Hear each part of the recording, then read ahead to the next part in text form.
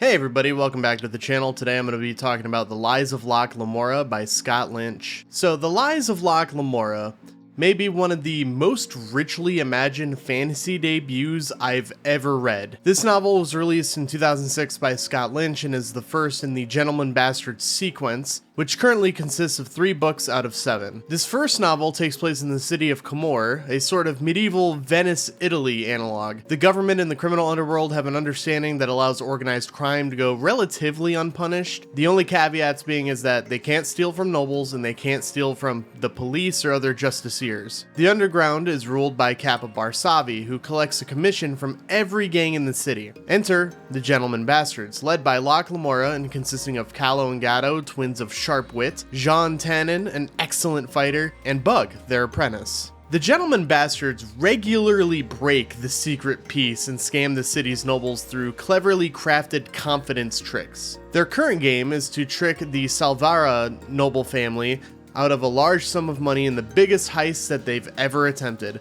That's right, it's a heist novel. If you read Mistborn, you're gonna love this. Shit goes pretty sideways when it's discovered that an entity known as the Grey King is killing off different gang leaders in the city and has his eyes set on taking out Kappa Barsavi to become the new ruler of Camorra's criminal underground. I would delve deeper into the plot, but it's best if you just read the book for yourself. It's literally that good. This book is expertly crafted, cleverly written, and the characters are some of the strongest out of any book that I've read. The way the book is structured is that it gives you a chapter and then an interlude in between, and the interludes are usually a window into what's going to happen next in the current timeline or why a character is the way that they are. It's this wonderful weaving of prose that really drew me into this book, to the point where I was dreaming about it when I slept. If you go into this book thinking that it's just going to be a quick, lighthearted affair, you're wrong. The tone shifts darker towards the middle of the book and can be a little bleak at times, but there's no shortage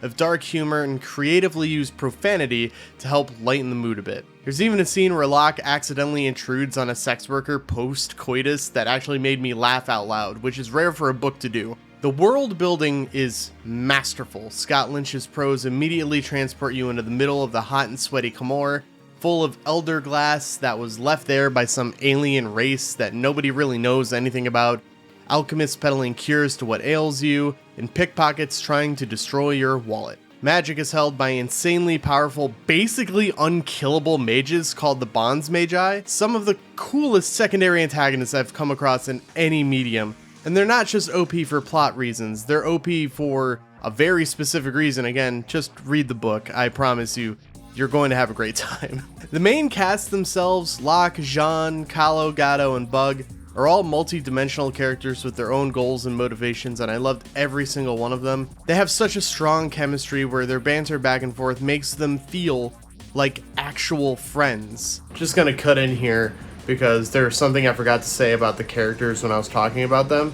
This book is so well written and the characterization is just so top-notch that even the secondary characters, you know, in like most stories, you see a secondary character, you're like, okay, they're gonna pop up occasionally, but not much is gonna happen with them.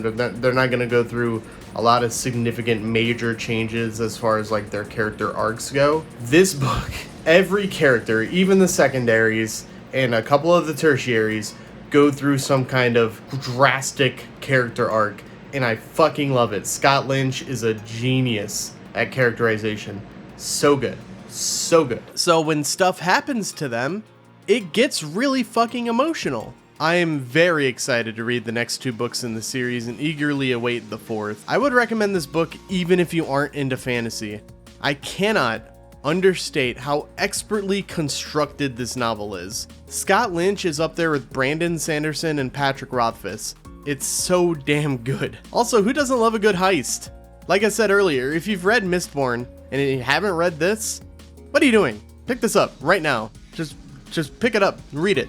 And that's going to do it for my review. I'm sorry that this was a bit of a shorter video, but like I said many points throughout, I don't want to spoil anything in this book for anyone, so I kind of had to just move through it pretty quickly. It's so good. I would recommend this to anybody.